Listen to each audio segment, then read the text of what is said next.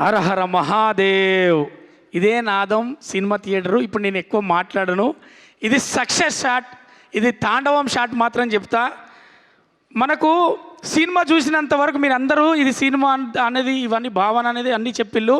బాలేబాబు గారి గురించి ఒక్క విషయం చెప్తాను నేను. బాలేబాబు గారికి నటనలో మన ఇండస్ట్రీలో పోటీ లేదనేది మనందరికీ తెలుసు.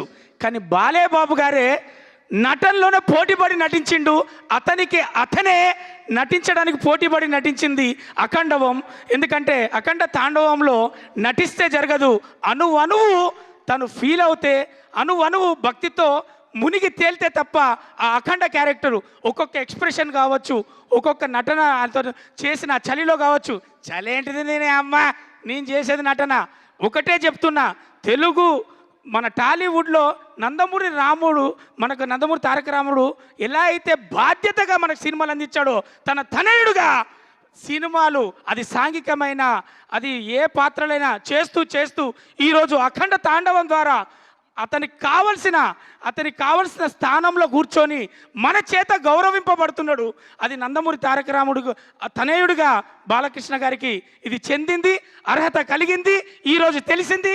అందుకే మనం ఫీల్ అవుతున్నాం. ఇక ఒకటే చెప్తా, ఇది సక్సెస్ షాట్.